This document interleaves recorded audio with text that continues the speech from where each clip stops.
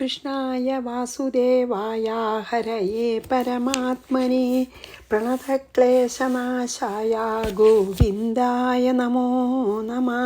ശ്രീമദ് ഭാഗവതം ഏകാദശ സ്കന്ധം 19 അധ്യായം നമ്മൾ ഇന്നലെ അവസാനിപ്പിച്ചു. അപ്പോൾ അതൊന്ന് ചുരുക്കി പറയാൻ ഞാൻ ശ്രമിക്കാം, നമ്മുടെ ആ ഓർമ്മ ഒന്ന് നിൽക്കാനായിട്ട്. അതായത് പിന്നെ ഭഗവാൻ ആദ്യം പറഞ്ഞല്ലോ, ഈ ഒരു ജ്ഞാനിക്ക് ഏറ്റവും ഇഷ്ടപ്പെട്ട ആൾ ഈശ്വരനാണ്, ഈശ്വരനെ ഏറ്റവും ഇഷ്ടപ്പെട്ട ആൾ ജ്ഞാനിയാണെന്ന് പറഞ്ഞു അല്ലേ. അതുകൊണ്ട് അങ്ങനെയാണ് പറഞ്ഞ ഭഗവാൻ. അതുകൊണ്ട് ജ്ഞാനവും വിജ്ഞാനവും കൊണ്ട് സമ്പന്നനായിട്ട് എന്നെ ഭജിക്കൂ ഉദ്ധവ എന്ന് പറഞ്ഞു. അപ്പോൾ ഉദ്ധവൻ ചോദിക്കുകയാണ്, ഈ ആത്മസ്വരൂപത്തിനെ നമുക്ക് മനസ്സിലാക്കി തരുന്ന ആ ജ്ഞാനത്തിൻ്റെ സ്വരൂപം എന്താണ്, അതെങ്ങനെയാണ് ഒരാൾക്ക് ഉണ്ടാവുക ചോദിച്ചു അല്ലേ. അപ്പോൾ ഭഗവാൻ പറഞ്ഞു, ധർമ്മപുത്രരുടെ ഉത്തരായനം കാത്ത് കിടക്കുമ്പോൾ ഭീഷ്മരോട് ഇതേ ചോദ്യം ചോദിച്ച് ഭീഷ്മരപ്പോൾ ധർമ്മപുത്രരോട് പറഞ്ഞ മറുപടി ഞാൻ പറയാമെന്ന് പറഞ്ഞു അല്ലേ. എന്നിട്ട് പറഞ്ഞു, ജാഗ്രത, സ്വപ്നം, സുഷുപ്തി എന്നുള്ള 3 അവസ്ഥകളിലും ഈ ശരീരം മുതലായ നമ്മുടെ ലിമിറ്റേഷൻസിനെയും അവയുടെ പ്രവൃത്തികളെയും ധർമ്മങ്ങളെയും ആരാണ് സാക്ഷി രൂപത്തിൽ നിൽക്കുന്നത്, അതാണ് ആത്മാവ് എന്ന് പറഞ്ഞു. ആദ്യം ആത്മാവ് എന്താണെന്ന് പറഞ്ഞു. 3 അവസ്ഥകളിലും നമ്മുടെ സാക്ഷി മാത്രമായി നിൽക്കുന്ന ആളാണ്, നിർവികാരനായിട്ട് അല്ലേ നോക്കണ ആളാണ്. ആത്മാവിൻ്റെ ആദ്യം ഡെഫിനിഷൻ പറഞ്ഞു. എന്നിട്ട് പറഞ്ഞു, ശരീരാഭിമാനിയായിട്ടുള്ള ജീവൻ ഈ ശരീരാഭിമാനത്തിനെ ത്യജിച്ച് ആത്മാവിൽ തന്നെ ആത്മാവാണെന്ന് അറിഞ്ഞ് ആത്മസ്വരൂപം ആയിത്തീരുന്നതാണ് ജ്ഞാനം. ആദ്യം ആത്മാവ് എന്താ പറഞ്ഞു, പിന്നെ ജ്ഞാനത്തിനെ പറയാണ്. എന്താ ജ്ഞാനം? ശരീരാഭിമാനം ത്യജിച്ച് ഞാൻ ആത്മാവാണ് എന്ന ബോധം ഉദിക്കലാണ് ജ്ഞാനം. അപ്പോൾ സംസാരം തന്നെ ഇല്ലാണ്ടേ പോവും. ഇത് അനുഭവമായിട്ട് അത് തന്നെ വർത്തിക്കുന്നതാണ് വിജ്ഞാനം. ആ അറിവ്, ഞാൻ ആത്മാവാണെന്നുള്ള അറിവ് അനുഭവമായിട്ട് ആ തുരീയാവസ്ഥയിൽ വർത്തിക്കുന്നതാണ് വിജ്ഞാനം എന്ന് പറഞ്ഞു ഭഗവാൻ അല്ലേ. പിന്നെ ശ്രുതി, യുക്തി, പ്രത്യക്ഷമായിട്ടുള്ളത്, പിന്നെ നമ്മുടെ അനുമാനങ്ങൾ, ഇത് 4 അറിവ് കൊണ്ട് നമ്മൾ ആ തുരീയാവസ്ഥയെ മനസ്സിലാക്കി നമ്മൾ ആ തുരീയാവസ്ഥയിൽ എത്തണം. എല്ലാ തടസ്സങ്ങളെയും നമ്മൾ നീക്കണം. അതാണ് സാധന. അതാണ് നമ്മുടെ സ്പിരിച്വൽ അഭ്യാസം. അങ്ങനെ ഏകത്വത്തിൽ നാനാത്വത്തെയും അല്ലേ, നാനാത്വത്തിൽ ഏകത്വത്തെയും കണ്ട് നമ്മൾ ആ ദ്വൈതാവസ്ഥയിൽ നിന്ന് അദ്വൈതാവസ്ഥയിലേക്ക് പോകണം. പിന്നെ ഭഗവാൻ ഒന്നും കൂടി പറഞ്ഞോളൂ, ജ്ഞാനത്തിന് തുല്യമായിട്ട് ഒന്നുമില്ല. അതായത് ജ്ഞാനം തന്നെ വേണം നമുക്ക് ബ്രഹ്മൈക്യം ഉണ്ടാവണമെങ്കിൽ. പക്ഷെ ആ ജ്ഞാനത്തിലെത്താൻ പല മാർഗങ്ങളുണ്ടെന്നാണ്. അപ്പോൾ ഭഗവാൻ എന്നിട്ട് ഭക്തിയോഗത്തിനെ പറ്റിയും പറഞ്ഞു. ഭഗവാന്റെയും ഭക്തന്മാരുടെയും കഥകളും ഭഗവാന്റെ ലീലകളും പറയുകയും ശ്രവിക്കുകയും കീർത്തിക്കുകയും നാമം ജപിക്കുകയും പൂജിക്കുകയും എല്ലാം നമ്മൾ ചെയ്യുന്നതൊക്കെ ഈശ്വരാർപ്പണമായി അതൊക്കെ ചെയ്താൽ കാലം കൊണ്ട് നമ്മുടെ ഭക്തി വർദ്ധിച്ച് വരും. അതിൻ്റെ കൂടെ തന്നെ ഭക്തി വർദ്ധിക്കുന്തോറും വൈരാഗ്യം വളരും. അപ്പം ജ്ഞാനം പതുക്കെ ഉദിക്കും. അങ്ങനെ ഭക്തി, ജ്ഞാന, വൈരാഗ്യങ്ങൾ പൂർണ്ണമാകുമ്പോഴാണ് നമുക്ക് ആത്മസാക്ഷാത്കാരം ലഭിക്കുന്നത് എന്ന് പറഞ്ഞു. പിന്നെ എന്താണ് യമം, നിയമം, അതൊക്കെ ചോദിച്ചിട്ടാണ് നിർത്തി നമ്മളല്ലേ. അത് ഉദ്ധവൻ ചോദിക്കും, യമം എന്തൊക്കെയാണ്? അപ്പോൾ ഭഗവാൻ 12 പറയും അല്ലേ.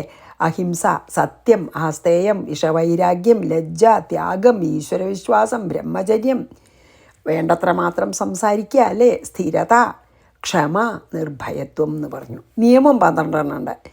ബാഹ്യവും ആന്തരികമായിട്ടുള്ള ശുദ്ധി, അത് 2ആയിട്ട് കരുതണം കേട്ടോ. ശൗചം 2, ജപം, തപസ്, ഹോമം, ശ്രദ്ധ, ആതിഥ്യം, ഈശ്വരപൂജ, തീർത്ഥാടനം, മൂഢത്വം, സന്തോഷം, ഗുരുവിനെ സേവിക്കുക, അത് 12 പറഞ്ഞു. പിന്നെ ഓരോന്നിൻ്റെ നമ്മൾ മനസ്സിലാക്കിയ അർത്ഥത്തിനേക്കാളും ഇൻഡെപ്തായിട്ടുള്ള അർത്ഥം പറയും. അത് ഞാൻ ഒന്ന് വെറുതെ പറയാം, നമുക്കൊന്ന് പറ്റുന്നത് ഓർമ്മിക്കാമെന്ന് വിചാരിച്ചാൽ. തിദിക്ഷ എന്ന് പറഞ്ഞാൽ ദുഃഖങ്ങളെ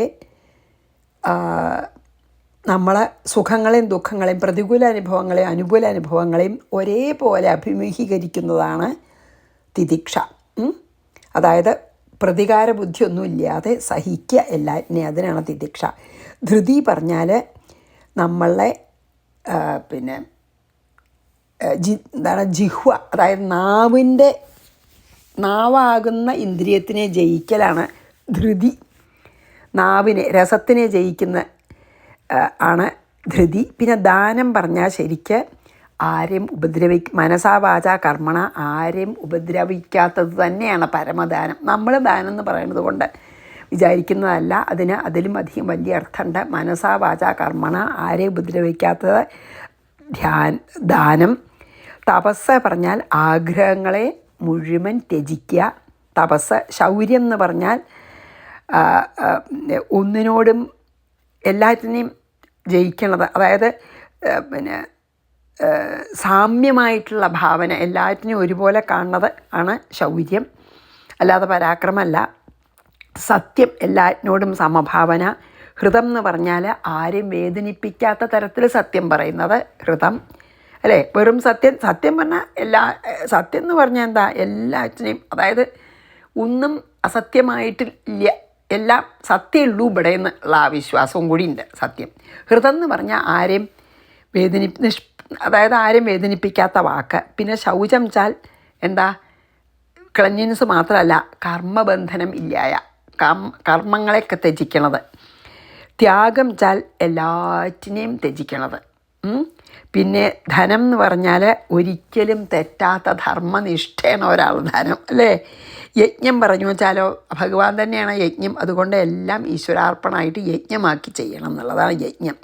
ദക്ഷിണ പറഞ്ഞാൽ ശരിക്കും ജ്ഞാനോപദേശമാണ്. ബലം ചാൽ പ്രാണായാമമാണ് ഏറ്റവും ബലം മനസ്സിനെ അടക്കാൻ വേണ്ടിയിട്ടെന്ന് പറഞ്ഞുവല്ലോ നമ്മളല്ലേ. പ്രാണായാമം പരംബലം എന്ന് പറഞ്ഞു. അപ്പോൾ ബലം പ്രാണായാമമാണ്. ഭഗം എന്ന് പറഞ്ഞാൽ 6 ഭഗങ്ങൾ ഒക്കെയാണ് ഭാഗ്യം. ആ ഭഗവാനിലുള്ള ആ ഈശ്വരീയ ഭാവം തന്നെയാണ് ഭഗം. പിന്നെ ലാഭം വെച്ചാൽ നമുക്ക് ഭക്തി ഉണ്ടാവലാണ് ഏറ്റവും വലിയ ലാഭം ജീവിതത്തിൽ.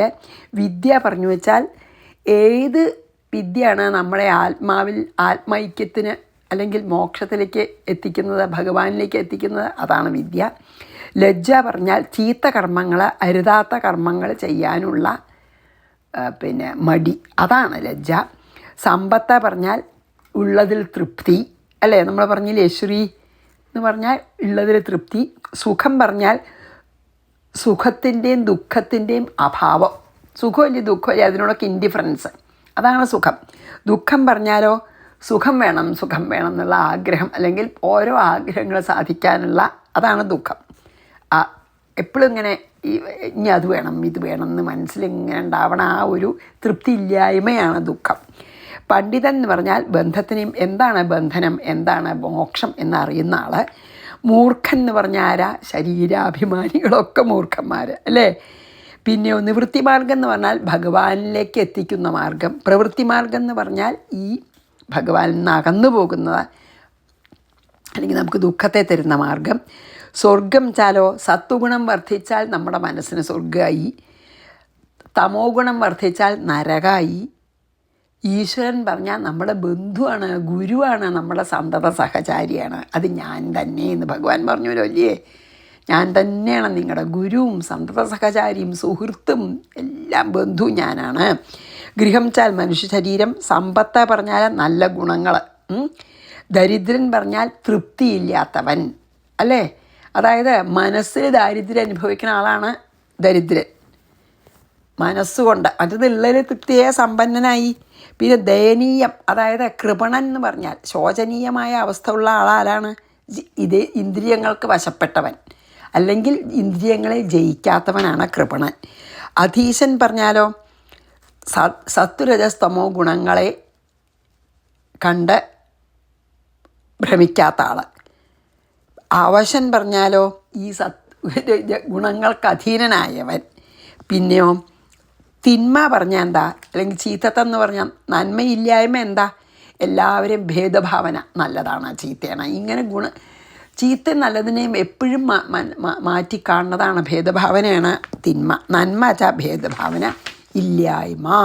ഇത്രയും നമ്മൾ ഏകദേശം പറഞ്ഞത് ഞാൻ ചുരുക്കി പറഞ്ഞതാണ്. ഇനി നമുക്ക് 20-ാം ഇതിലേക്ക് നമുക്ക് കടക്കാം. 20-ാമത്തെ അധ്യായത്തിലേക്ക് നമുക്ക് കടക്കാം. അപ്പോൾ ഓം നമോ ഭഗവതേ വാസുദേവായ 20-ാമത്തെ അധ്യായം, അതായത് ഏകാദശ സ്കന്ധം 20-ാം അധ്യായം, വിംശോധ്യായ. ഇനി ഇതിലെന്താ വെച്ചാൽ ഇതിൽ പറയണത് ജ്ഞാനയോഗം, കർമ്മയോഗം, ഭക്തിയോഗം ഇതിനെയൊക്കെ വർണ്ണിക്കുകയാണ് ഭഗവാൻ ഈ ഒരു അധ്യായത്തിൽ ചെയ്യണത്. 10 മിനിറ്റ് നമ്മൾ മറ്റത് പറഞ്ഞു കഴിഞ്ഞു കേട്ടോ. അത് കണ്ടിന്യൂവേഷൻ നല്ലതാണത്. ഇനിയിപ്പോൾ നമുക്ക് ജ്ഞാനയോഗവും കർമ്മയോഗവും ഭക്തിയോഗത്തിനെ പറ്റി പറയുകയാണ്. ഇനി ഉദ്ധവൻ പറയണത് എന്താ അറിയോ ഇതിൽ? ഉദ്ധവ വാച, ഈ ഗുണവും ദോഷവും നമ്മൾ വേർതിരിച്ച് കാണുന്നത് ദോഷമാണ്, തിന്മയാണെന്നും അല്ലേ, നമ്മൾ പിന്നെ എല്ലാ ഗുണങ്ങളെയും അതിക്രമിക്കുന്നതാണ് നന്മ എന്ന് പറഞ്ഞല്ലോ നമ്മളല്ലേ. ഇപ്പം അത് പറഞ്ഞിട്ടല്ലേ നമ്മൾ നിർത്തിയത് അല്ലേ. ഗുണങ്ങൾക്ക് അതീതമായി പോണതാണ് ഗുണം. ഗുണങ്ങളെ ഭേദഭാവനയോടുകൂടി ഗുണങ്ങളെ കാണുന്നതാണ് ദോഷം എന്ന് പറഞ്ഞു. ഇനി അതെന്താ ഇതിൽ ചെയ്യണം വെച്ചാൽ ഉദ്ധവൻ അതെങ്ങനെയാണ് ശരിയാവുക എന്ന് ചോദിക്കുകയാണ് ഭഗവാനോടെ. അപ്പം നമുക്ക് ഉദ്ധവ വാച 1-ാമത്തെ ശ്ലോകം. വിധിശ്ച പ്രതിഷേധശ്ച നിഗമോ ഹീശ്വരസ്യ തേ അവേക്ഷതേരവിന്ദാക്ഷ ഗുണം ദോഷം ച കർമ്മണാം. ഈ ഗുണദോഷങ്ങളെ കാണുന്നതാണ് ദോഷം, ഗുണദോഷങ്ങൾക്ക് അതീതമായി പോണതാണ് ഗുണം എന്ന് പറഞ്ഞുല്ലോ, നന്മ എന്ന് പറഞ്ഞുല്ലോ. അതിനെ പറ്റിയാണ് അരവിന്ദാക്ഷ, ഹേ അരവിന്ദാക്ഷ. വിധിഹീച്ച വിധിയും, പ്രതിഷേധഹാച്ച നിഷേധവും, അതായത് വിധിയും നിഷേധവും. വിധി നിഷേധങ്ങളെ പറയൂലേ, എതിർ ഈശ്വരസ്യ അതെ സർവേശ്വരനായ നിന്തിരുവടിയുടെ നിഗമ ആജ്ഞാരൂപമായ ആ വേദം, നിഗമം ച വേദം, അതായത് ഭഗവാൻ തന്നെയാണല്ലോ, വേദസ്വരൂപിയല്ലേ, ഭഗവാൻ തന്നെ വാക്കുകളായിട്ടുള്ള വേദം, കർമ്മണം അതും കർമ്മങ്ങളുടെ ഗുണം ദോഷം ച ഗുണദോഷങ്ങളെ അപേക്ഷതയെ വിവരിക്കുന്നു. എന്താണ് ഇപ്പോൾ ഇതിൽ പറയണത്? പിന്നെ എന്താണ് ഈ ഉദ്ധവർക്കൊരു സംശയം വെച്ചാൽ, ഭഗവാൻ പറഞ്ഞു ഗുണദോഷങ്ങളെ വേർതിരിച്ച് കാണുന്നത് ദോഷം, ഗുണദോഷങ്ങളെ കാണാത്തത് ഗുണം, അല്ലെങ്കിൽ ഗുണദോഷങ്ങളെ വേർതിരിച്ച് കാണുന്നത് തിന്മ, ഗുണദോഷങ്ങളെ അതീതമായി പോണതല്ല, ഗുണദോഷങ്ങളെ കാണാതെ അതിനോട് ഇൻഡിഫറൻ്റ് ആയിട്ടിരിക്കണതാണ് ഗുണം എന്ന് പറഞ്ഞുവല്ലോ, അല്ലെങ്കിൽ നന്മ എന്ന് പറഞ്ഞുവല്ലോ. അപ്പോൾ അതിന് മനസ്സിലാവുന്നില്ല എന്നുള്ള നിലയ്ക്ക് പറയുകയാണ്. എന്താ അറിയോ, വിധിയും പ്രതിഷേധവും, വിധി നിഷേധങ്ങൾ ഒക്കെ വേദത്തിൽ തന്നെ പറഞ്ഞിട്ടുണ്ട്, ചിലത് ചെയ്യാം ചിലത് ചെയ്യരുതെന്നൊക്കെ ഇല്ലേ. വിധി നിഷേധങ്ങളൊക്കെ പിന്നെ അങ്ങയുടെ തന്നെ വാക്കുകളായിട്ടുള്ള വേദത്തിലുള്ളതാണ്. അതാണ് വിധിശ്ച പ്രതിഷേധശ്ച ഈശ്വരസ്യ തേ നിഗമോഹി. ഈ വിധി നിഷേധങ്ങൾ സർവേശ്വരനായ അങ്ങയുടെ ആജ്ഞ തന്നെയായ വേദത്തിലുള്ളതല്ലേ. കർമ്മണം ഗുണം ദോഷം ച അപേക്ഷതേ. അപ്പോൾ ഇങ്ങനെ വിധി നിഷേധാത്മകമായിട്ടുള്ള ആ വേദത്തിൽ ഇതൊക്കെ പറയുന്നുണ്ട്, അരുതാന്നുള്ളത്. അങ്ങനെ ആവുമ്പോൾ ഈ അപ്പോൾ ചില കർമ്മങ്ങൾ നല്ലതാണ്, ചില കർമ്മങ്ങൾ ചീത്തയാണ് പറഞ്ഞിട്ടാണല്ലോ വിധി നിഷേധമൊക്കെ വേദത്തിൽ പറയണേ. ആ അപ്പോൾ ഗുണദോഷ ഭേദത്തിന് അതീതമായി പോകണം, നാലാണ് നന്മ എന്ന് പറഞ്ഞില്ലേ അങ്ങ്. അപ്പോൾ ഗുണദോഷഭേദം ഇല്ലെങ്കിൽ അങ്ങനെ ഗുണവും ദോഷവും ഒന്നും നോക്കണ്ട, അതിനതീതമായി പോകണം എന്നാണ് ഇപ്പം അങ്ങ് പറഞ്ഞത് അല്ലേ. അങ്ങനെയാണെങ്കിൽ ഈ വിധി നിഷേധങ്ങൾക്കൊക്കെ എന്താ അർത്ഥം എന്നാണ് പറയണത്. അതാണ് ചോദിക്കണത്. വളരെ ജെന്യുവിനായിട്ടുള്ള ഒരു സംശയമാണ് അല്ലേ. ഗുണദോഷങ്ങളെ പറ്റിയൊക്കെ വേദത്തിൽ പറയുന്നുണ്ട്. ആൻഡ് ഇപ്പം അങ്ങ് പറയണു ഗുണദോഷങ്ങളെ പറ്റി ഒട്ടും ഗുണദോഷങ്ങളെ കാണാതിരിക്കലാണ് നന്മ എന്നും പറയുന്നുണ്ട്. അപ്പം പിന്നെ വേദത്തിൽ ഗുണദോഷങ്ങളെ പറ്റി പറഞ്ഞതൊക്കെ വിധി നിഷേധങ്ങളൊക്കെ അർത്ഥമില്ലാത്തതായി തീരില്ലേ എന്ന് പറയാണ്. അതാണപ്പോൾ പിന്നെ ഇതിൽ പറയാൻ നോക്കണത്. ഉദ്ധവൻ്റെ ചോദ്യം അതാണ്. വേദത്തിൽ കാണുന്ന വിധി നിഷേധങ്ങളൊക്കെ അങ്ങ് പറഞ്ഞ തന്നെയാണ്. എന്നിട്ടിപ്പം അങ്ങനെ പറയണു കർമ്മങ്ങളുടെ ഗുണദോഷങ്ങളൊക്കെ അതിൽ പറയുന്നുണ്ട് ഇല്ലേ. എല്ലാറ്റിലും നല്ലതും ചീത്തയൊക്കെ പറയുന്നുണ്ട്. എന്നിട്ടിപ്പോൾ അങ്ങയുടെ വാക്കാണ് ശരിക്കും വേദം. ഇപ്പോൾ അപ്പം അങ്ങനെ ഗുണവും ദോഷവും പറഞ്ഞു തന്ന അവസ്ഥയ്ക്ക് ഇപ്പോൾ ഗുണദോഷങ്ങൾക്ക് അതീതമായി പോകണതാണ് നന്മ എന്ന് പറഞ്ഞാൽ അതെങ്ങനെ സാധിക്കും? ഈ നിഷേധവിധി രൂപത്തിലുള്ള ഈ ജീവിതക്രമം ഗുണദോഷ ചിന്ത കൂടാതെ എങ്ങനെ ആൾക്കാർക്ക് പറ്റും? ഗുണദോഷത്തിന് മീതെയാവാതെ അങ്ങനെ ഗുണവും ദോഷത്തിനെ പറ്റി പറഞ്ഞിട്ടുമുണ്ട്. അപ്പം അതൊരു കോൺട്രഡിക്റ്ററി അല്ലേ എന്ന് ചോദിക്കുകയാണ്. ഗുണദോഷഭേദം ഇല്ലെങ്കിൽ ഈ അങ്ങ് പറഞ്ഞ വിധി നിഷേധങ്ങളൊക്കെ അർത്ഥമില്ലാത്തതായി തീരില്ലേ എന്ന് ചോദിക്കുകയാണ്. ഉദ്ധവൻ്റെ വളരെ ശരിക്കും നമുക്കൊക്കെ ഉണ്ടാവണ ഒരു ചോദ്യം. ഉദ്ധവ വാച വിധിശ്ച പ്രതിഷേധശ്ച നിഗമോ ഹീശ്വരസ്യ തേ അപേക്ഷതേരവിന്ദാക്ഷ ഗുണം ദോഷം ച കർമ്മണം വർണ്ണാശ്രമവികൽപ്പം ച പ്രതിലോമാനുലോമജം ദ്രവ്യദേശവയക്കാലാൻ സ്വർഗം നരകമേവ ച. മാത്രമല്ല അങ്ങ് വർണ്ണാശ്രമവികൽപ്പം, ബ്രാഹ്മണൻ, ക്ഷത്രിയൻ, വൈശ്യൻ, ശൂദ്രൻ മുതലായിട്ടുള്ള വർണ്ണങ്ങൾക്കും 4 ആശ്രമങ്ങളെ ബ്രഹ്മചര്യം, ഗൃഹസ്ഥാശ്രമം, വാനപ്രസ്ഥം, സന്യാസം, ഇതിൻ്റെ ഒക്കെ ഗുണദോഷങ്ങളൊക്കെ അങ്ങ് പറഞ്ഞു വേദത്തിൽ. പ്രതിലോമാനുലോമജം ച, അതായത് അതുകൊണ്ടുണ്ടാവുന്ന, അതായത് അതിന് ആ വർണ്ണത്തിനും ആശ്രമത്തിനും അല്ലാത്ത വിധത്തിലുള്ള ധർമ്മങ്ങൾ അനുഷ്ഠിച്ചാൽ ഉണ്ടാവുന്ന ദോഷത്തിനെയും ഗുണത്തിനെയും പറഞ്ഞു. പ്രതിലോമാനുലോമ അല്ലേ? അതായത് അതാത് വർണ്ണത്തിനും ആശ്രമത്തിനും അനുസരിച്ചിട്ടുള്ള ധർമ്മങ്ങൾ അനുഷ്ഠിച്ചിട്ടില്ലെങ്കിൽ ദോഷവും ഗുണത്തിനൊക്കെ അങ്ങ് പറഞ്ഞു. അനുഷ്ഠിച്ചാലത്തെ ഗുണവും അനുഷ്ഠിച്ചില്ലെങ്കിലത്തെ ദോഷത്തിനെയും പറ്റിയും പറഞ്ഞു. ദ്രവ്യ ഭേദാവയവ കാലാൻ, കർമ്മത്തിന് യോഗ്യമായിട്ടുള്ള, കർമ്മത്തിന് പറ്റിയിട്ടുള്ള ദ്രവ്യം, ദേശം, വയസ്സ്, കാലം, ഇതിലത്തെയൊക്കെ ഗുണദോഷങ്ങളെയും സ്വർഗം നരകം ച, ഇങ്ങനത്തെ നല്ല കർമ്മങ്ങൾ ചെയ്താൽ സ്വർഗം കിട്ടുന്നതും ചീത്ത കർമ്മങ്ങൾ ചെയ്താൽ നരകം കിട്ടുന്നതുമായിട്ടുള്ള ഫലങ്ങൾ, കർമ്മങ്ങളുടെ ഫലങ്ങളെ പറ്റിയൊക്കെ പറഞ്ഞു അങ്ങ്. അതുകൊണ്ടാണ് എനിക്ക് സംശയം, ഗുണദോഷങ്ങൾക്ക് അതീതമായിട്ട് എങ്ങനെ നമുക്ക് പറ്റുന്ന. അതാണ് ചോദിക്കണത്. വർണ്ണാശ്രമ വികല്പം പ്രതിലോമാനുലോമജെന്ന് പറഞ്ഞില്ലേ, അതായത് അവിടുത്തെ തന്നെ വാക്കുകളായിട്ടുള്ള വിധി നിഷേധങ്ങളുണ്ടല്ലോ വേദത്തിൽ, അത് വർണ്ണാശ്രമങ്ങളുടെ വ്യത്യാസത്തിനെയും അത് അനുഷ്ഠിച്ചാലും അനുഷ്ഠിച്ചില്ലെങ്കിലും ഉണ്ടാവുന്ന ഗുണദോഷങ്ങളെയും ദ്രവ്യം, ദേശം, വയസ്സ്, കാലം എന്നിവയെയും സ്വർഗം, നരകം എന്നിവയെല്ലാം ആശ്രയിച്ച് ഗുണദോഷങ്ങളുടെ കാര്യങ്ങൾ ഒക്കെ പറഞ്ഞു അങ്ങ്. ഗുണദോഷങ്ങൾ അങ്ങനെ വേറെ ഇല്ലാത്ത പക്ഷം ഗുണവും ദോഷമൊക്കെ ഒരുപോലെയാണെന്ന് നമ്മൾ പറയുകയാണെങ്കിൽ ഈ വർണ്ണാശ്രമാദി വ്യത്യാസങ്ങളെയും മറ്റും പറയണ വേദം ഒരു പ്രമാണമായിട്ട് എടുക്കാൻ പറ്റുമോ? അങ്ങനെയാണ് അതൊക്കെ പറഞ്ഞത്. അപ്പം നമ്മൾ ഈ ഗുണദോഷ ഭേദം ഇല്ലാതെ വേണമെന്നിപ്പം അങ്ങ് പറയുമ്പോൾ അതിനൊരു വിപരീതമായിട്ടല്ലേ പറയണത്. അപ്പോൾ അങ്ങനെയാണെങ്കിൽ ഇപ്പോൾ ഗുണദോഷങ്ങൾ ഒക്കെ ഒരുപോലെയാണെന്ന് അങ്ങ് പറയുകയാണെങ്കിൽ ഈ വർണ്ണാശ്രമാദി വ്യത്യാസങ്ങളെ മറ്റും പറയുന്ന ആ വേദം ഒരു പ്രമാണമല്ല എന്ന് ആയിത്തീരില്ലേ? അപ്പോൾ നികൃഷ്ടമായിട്ടുള്ള അല്ലെങ്കിൽ താഴെ ഉള്ള വർണ്ണങ്ങളായ പുരുഷന്മാരിൽ നിന്ന് ഉത്തമമായ സ്ത്രീകളിലുണ്ടായ ജാതിയാണല്ലോ പ്രതിലോമം. അതായത് ഇപ്പോൾ ക്ഷത്രിയ പുരുഷനും ബ്രാഹ്മണ സ്ത്രീ ആണെങ്കിൽ അതിലുണ്ടായ സന്തതിയെ നമ്മൾ പ്രതിലോമ സന്തതി എന്ന് പറയത്തറേ. ഇനി അങ്ങനെയല്ല, മീത ഉള്ള വർണ്ണത്തിലുള്ള പുരുഷനും താഴത്തെ വർണ്ണത്തിലുള്ള സ്ത്രീയാണെങ്കിൽ അനുലോമ സന്തതി എന്നൊക്കെ പറയേ. അപ്പോൾ അങ്ങനത്തെ വ്യത്യാസങ്ങളൊക്കെ അങ്ങ് പറയുന്നുണ്ട്. ഇപ്പം ഗുണദോഷ ഭേദഭാവം ഇല്ല എന്നും പറയണു. അതാണ് വേണ്ടതെന്നും പറയണ്ട. അങ്ങനെയാണെങ്കിൽ അങ്ങ് വേദത്തിൽ പറയണത് ഇതൊക്കെ പ്രമാണമല്ല എന്നായി തീരില്ലേ? അതിനെ എങ്ങനെ പ്രമാണമായിട്ട് എടുക്കാൻ പറ്റും? ഇത് കോൺട്രഡിക്ടറി അല്ലേ ചോദിക്കുകയാണ്. വർണ്ണാശ്രമ വികൽപ്പം ച പ്രതിലോമാനുലോമജം ദ്രവ്യദേശ വയക്കാലാൻ സ്വർഗം നരകമേവ ച. നല്ലതും ചീത്തയൊക്കെ പലതരത്തിൽ പറഞ്ഞിട്ടുണ്ട്.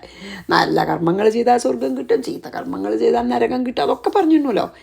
അപ്പം ഇവിടെ ഗുണദോഷം നോക്കുകയരുതെന്ന് പറയുമ്പോൾ അത് എങ്ങനെ ശരിയാവും എന്നാണ്. അതുകൊണ്ട് പ്രകൃതത്തിൽ അതതിന് എങ്ങനെയാണ് പിന്നെ ചോദിക്കുകയാണ് ഒന്നും കൂടി. 4-5 ശ്ലോകം ഈ ഇനി 3-4 വേണമെങ്കിൽ ഒരുമിച്ച് ചെയ്യാം, വേണ്ട 1-3 ചെയ്യാം. നോക്കട്ടെ കേട്ടോ സമയം. ഇനി 19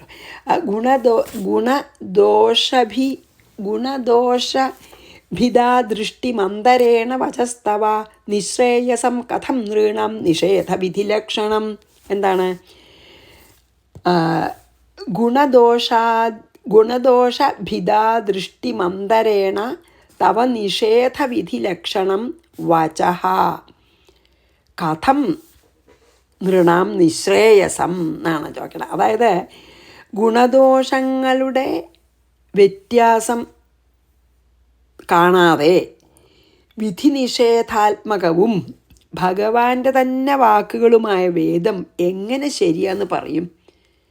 അതായത് ഗുണദോഷങ്ങളെ നമ്മൾ വേർതിരിച്ച് കാണില്ലെങ്കിൽ അങ്ങ് വേദത്തിൽ പറഞ്ഞ വിധിനിഷേധങ്ങളൊക്കെ എങ്ങനെ ശരിയാവും? അതില്ലാതെ ഗുണദോഷങ്ങളെപ്പറ്റി പറയാതെയും ഗുണദോഷങ്ങളെ നമ്മൾ കാണാതെയും എങ്ങനെ മനുഷ്യന് ശ്രേയസ് ഉണ്ടാവും? അല്ലെങ്കിൽ വേറൊരു തരത്തിൽ പറയാച്ചാൽ ഗുണദോഷ ദൃഷ്ടി ഇല്ലാതെയും വിധിനിഷേധാത്മകവുമായ ആ വേർതിരിവില്ലെങ്കിൽ മനുഷ്യന് എങ്ങനെ ശ്രേയസ് ഉണ്ടാവും? നല്ലതും ചീത്തയും വേറെ പറയുകയും ഇത് വിധിച്ചതാണ്, ഇത് അരുതാത്ത കർമ്മമാണ്, ഇത് വിധിച്ച കർമ്മമാണ്, അങ്ങനെയുള്ള ആ ഒരു ഡിഫറൻസ് ഇല്ലെങ്കിൽ എങ്ങനെയാണ് ആ മനുഷ്യന് ശ്രേയസ് ഉണ്ടാവുക? അതായത് ഗുണദോഷഭേദം കാണാതെ ഗുണദോഷഭേദം ഇല്ല എന്ന് സങ്കല്പിച്ചുകൊണ്ട് അങ്ങയുടെ വേദത്തിലത്തെ വിധിയും നിഷേധങ്ങളും കണ്ടാൽ അതെങ്ങനെ നമുക്ക് ശ്രേയസ്കരമായി തീരും എന്ന് എനിക്ക് മനസ്സിലാവണില്ല എന്ന് പറയണം. പിന്നെ അതായത് നിഷേധരൂപവും വിധിരൂപമായിട്ടുള്ള അങ്ങയുടെ തന്നെ വാക്കുകൾ ഈ ഗുണദോഷഭേദ ഇല്ലെങ്കിൽ മനുഷ്യർക്ക് ശ്രേയസ്കരമായിട്ട് എങ്ങനെ ഭവിക്കും? അതാണ് ചോദിക്കണം. അതില്ലാതെ പറ്റുമോന്ന്. ഗുണദോഷഭിദാദൃഷ്ടിമന്തരേണ വചസ്തവ നിശ്രേയസം കഥം നൃണാം നിഷേധവിധിലക്ഷണം. അപ്പം ഞാൻ വളരെ കൺഫ്യൂസ്ഡ് ആവുകയാണ്. അങ്ങിങ്ങനെ പരസ്പര വിരുദ്ധമായിട്ടാണല്ലോ എനിക്കിത് തോന്നണമെന്ന് പറയണേ. പിതൃദേവ മനുഷ്യാണാം വേദചക്ഷുസ്തവേശ്വര ശ്രേയസ്ത്വനുപലബ്ധേർത്ഥേ സാധ്യസാധനയോരപി. ഹേ സർവേശ്വര, എന്താണ്? ഹേ ഈശ്വര, അനുപലബ്ധേ അർത്ഥേ സാധ്യസാധനയോരപി തവ വേദ പിത്രാദീനാം ശ്രേയ ചക്ഷു. ഹേ ഭഗവാനെ, ഈ ഇന്ദ്രിയങ്ങളാൽ പ്രത്യക്ഷമായിട്ട് അറിയാൻ പറ്റാത്ത, അല്ലേ, നമുക്ക് കാണാൻ പറ്റില്ലല്ലോ ഭഗവാനെ, ഇന്ദ്രിയങ്ങൾക്ക് അഗോചരമായ, അതായത് ഇന്ദ്രിയങ്ങൾക്ക് കാണാൻ സാധിക്കാത്ത സ്വർഗം, മോക്ഷം മുതലായവയിലും പിന്നെയോ സാധനം, അതായത് ഫലം സാധ്യമാണെന്ന് പറഞ്ഞാൽ ഫലവും അതിനുള്ള സാധന ഈ വിഷയത്തിലും, അതായത് സാധന ചെയ്യുക എന്നൊരു സാധിക്കുക, അതാണ് സാധ്യവും സാധന, ഈ മുതലായവയിലും എല്ലാം ഞങ്ങൾക്ക് എല്ലാവർക്കും, മനുഷ്യർക്ക് മാത്രമല്ല ദേവന്മാർക്കും പിതൃക്കൾക്കും ഒക്കെ അവിടുത്തെ വേദവാക്കുകളാണ് ഞങ്ങൾ ഇത്ര കാലം പ്രമാണമായിട്ട് എടുക്കണതേ എല്ലാറ്റിലും. ഏതിൽ? ഇപ്പോൾ ഇന്ദ്രിയങ്ങൾക്ക് കാണാൻ പറ്റാത്ത സ്വർഗം, ഒരിക്കലും മോക്ഷം കിട്ടിയിട്ട് മടങ്ങി വന്നിട്ടില്ല ആരും. അപ്പോൾ ഇന്ദ്രിയങ്ങളെ കൊണ്ട് അനുഭവിക്കാൻ പറ്റാത്ത മോക്ഷം, ഇന്ദ്രിയങ്ങളെ കൊണ്ട് കാണാൻ പറ്റാത്ത സ്വർഗം, ഇങ്ങനത്തെ കാര്യങ്ങളെ വിശ്വസിക്കുന്നതും ഈ സാധന ചെയ്താൽ ഇത് സാധ്യമാവും, ഈ സാധന ചെയ്താൽ ഇത് സാധ്യമാവും എന്ന് പറയുന്ന സാധനയും സാധ്യവും ഇതൊക്കെ അങ്ങയുടെ വേദവാക്കുകളെ ആണ്. അതിനെപ്പറ്റിയിട്ടുള്ള എല്ലാ അറിവും മനുഷ്യന്മാർ മാത്രമല്ല, പിതൃക്കളും ദേവന്മാരും മനുഷ്യന്മാരും ഒക്കെ അങ്ങയുടെ വേദവാക്കുകളെയാണ് പ്രമാണമായിട്ട് എടുത്തിട്ടുള്ളത് ഈ കാര്യങ്ങളിൽ. ഏതാ? നമുക്ക് ഇന്ദ്രിയങ്ങളെ കൊണ്ട് കാണാൻ പറ്റാത്ത സ്വർഗം, ഇന്ദ്രിയങ്ങളെ കൊണ്ട് അനുഭവിക്കാൻ പറ്റാത്ത മോക്ഷം, അതിനെയൊക്കെ പറ്റി വേദത്തിലുള്ളതാണ് പ്രമാണമായിട്ട് ഞങ്ങൾ എടുത്തിട്ട് വിശ്വസിക്കണത് എല്ലാവരും. അതായത് സാധ്യസാധനം എന്ന് പറഞ്ഞില്ലേ, സാധിക്കുന്നതും സാധനയും സാധ്യവും ഒക്കെ എല്ലാ കാര്യങ്ങളും ഞങ്ങൾക്ക് അറിയാത്തതുകൊണ്ട്, ഇന്ദ്രിയങ്ങൾക്ക് അഗോചരവുമായതുകൊണ്ട് എല്ലാം വേദ പ്രമാണമായിട്ടാണ് ഞങ്ങൾ എടുത്തിരിക്കുന്നത്. ഞങ്ങളെന്നല്ല, മനുഷ്യന്മാരല്ല, പിതൃക്കളും ദേവന്മാരും. അപ്പോൾ ആ വേദം കൂടാതെ ആ വേദത്തിൽ ഇങ്ങനെ വിധിനിഷേധങ്ങൾ പറഞ്ഞിട്ടുമുണ്ട്. അപ്പം അതില്ലാതെ ഞങ്ങൾക്ക് എങ്ങനെ ശ്രേയസ്കരമായിട്ട് മുമ്പോട്ട് പോവാം എന്നാണ് ചോദിക്കണം. അതാണ് ഒട്ടും വളരെ കൺഫ്യൂസ്ഡ് ആയിരിക്കുന്നു ആര്, ഈ ഉദ്ധവരെ. അപ്പോൾ ഒരു ശ്ലോകം കൂടി ഉണ്ട് ഉദ്ധവരെ, അത് കഴിഞ്ഞിട്ട് അപ്പം അതും കൂടി ഞാൻ ചെയ്യാം. ഗുണദോഷഭിതാ ദൃഷ്ടിർ നിഗമാത്തേ നഹി സ്വതാ നിഗമേനോപവാദശ്ചാഭിധായ ഇതിഹ ഭ്രമ.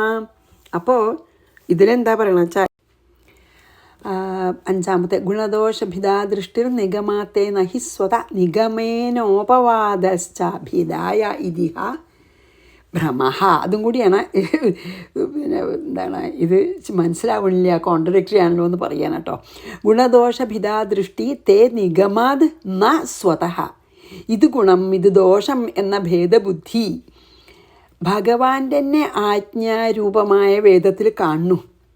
അല്ലാതെ ഞങ്ങൾ അങ്ങനെയല്ല ഞങ്ങൾ പറയണം. ഭഗവാന്റെ തന്നെ വാക്കുകളായിട്ടുള്ള വേദത്തിൽ ഇത് ഗുണമാണ് ഇത് ദോഷമാണെന്നൊക്കെ ഭേദബുദ്ധി ഞങ്ങൾ കാണേണ്ട. അല്ലാതെ ഞങ്ങൾ സാധാരണ ഇതായിട്ടല്ല. ഭിതായാഹ നിഗമേന അപവാദശ്ച ഇതിഹ ഭ്രമ.